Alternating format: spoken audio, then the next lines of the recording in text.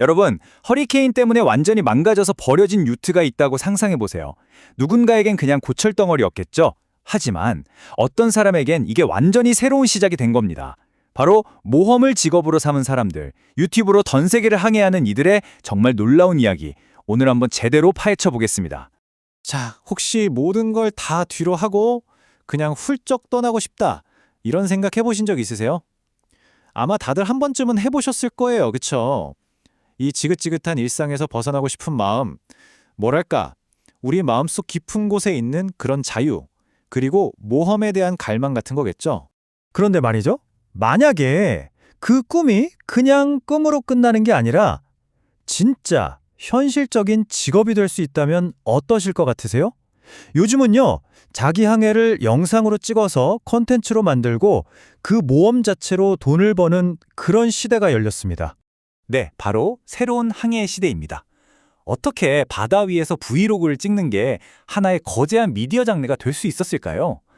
이게 사실 그냥 취미 수준이 아니에요. 완전히 새로운 미디어 흐름의 시작이라고 볼 수 있죠.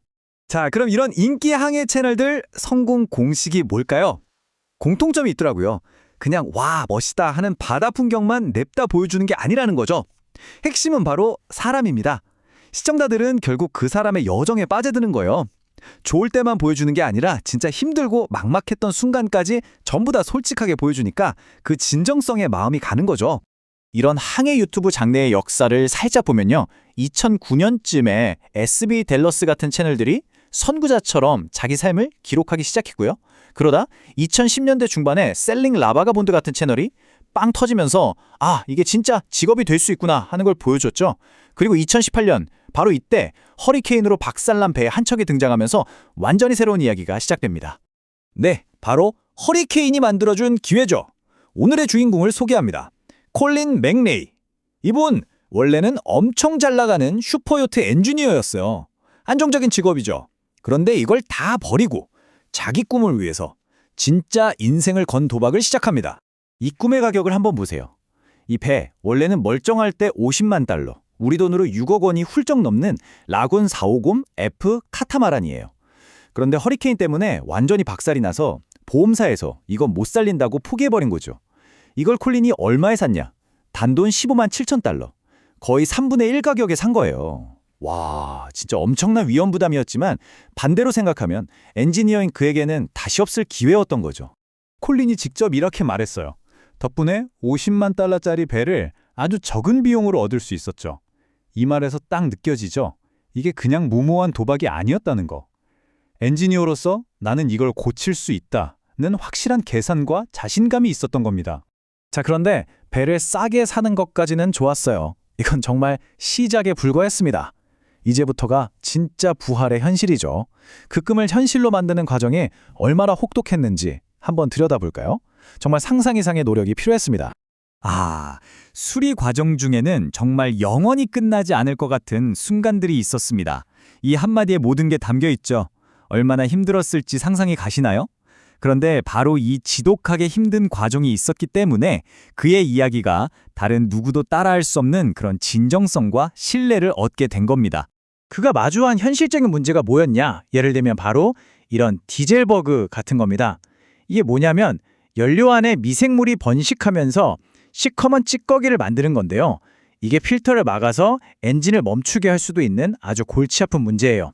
그러니까 항해라는 게 그냥 멋진 바다에서 석양 보고 이런 게 아니라는 거죠. 이렇게 복잡하고 솔직히 좀 더러운 문제들을 직접 해결해야 하는 과정의 연속인 겁니다.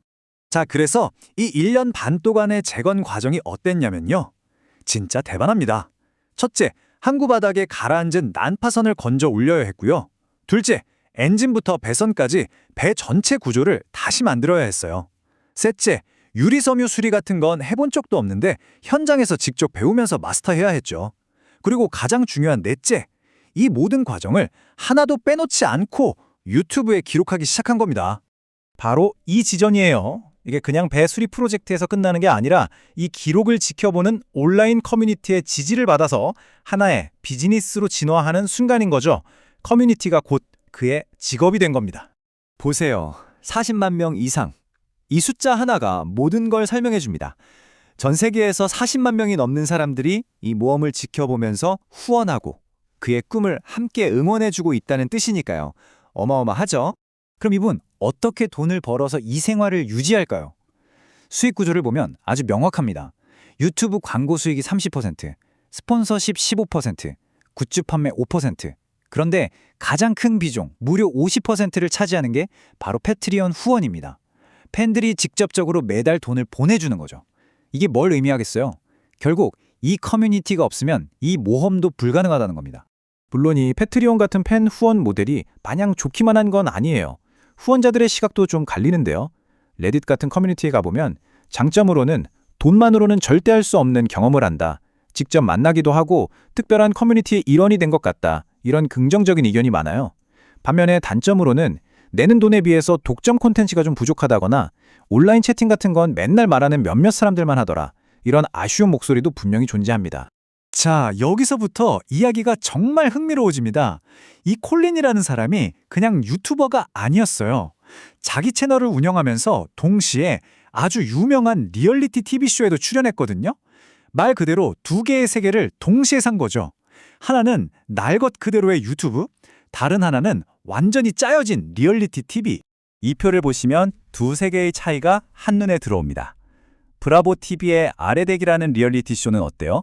철저하게 제작진이 만든 드라마죠. 모든 통제권은 방송국에 있고요. 목적은 당연히 시청률입니다. 반면에 그의 유튜브 채널은요. 좋든 나쁘든 모든 걸 보여주는 진짜 여정이죠. 모든 창작 통제권은 콜린 자신에게 있고 동기는 열정을 나누고 다른 사람들에게 영감을 주는 겁니다. 완전히 다르죠? 한 미디어 매체인 스크린렌트의 평가가 아주 핵심을 짚습니다. 콜린은 명성을 좇는 사람이 아니었다. 리얼리티 TV를 떠나서 더 행복해졌고 올바른 선택을 했다. 결국 그의 진심이 어디를 향해 있었는지 명확하게 보여주는 대목이죠. 만들어진 스타가 되는 것보다 자기 프로젝트를 하는 게 훨씬 중요했던 겁니다. 그리고 결국 그 모든 위험과 고된 노동의 시간을 이겨내고 그의 꿈은 마침내 현실이 됩니다. 난파선에서 시작해서 전 세계를 항해하는 꿈이요.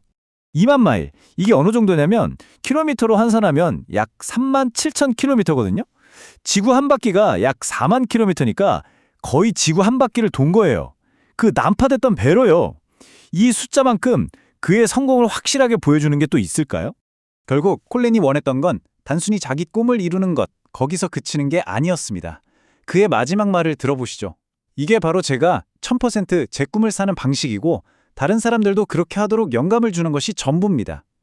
네, 그의 여정은 바로 이 한마디로 모든 게 설명됩니다. 자, 콜린의 이야기를 쭉 따라와 보니 마지막으로 이런 질문이 남네요.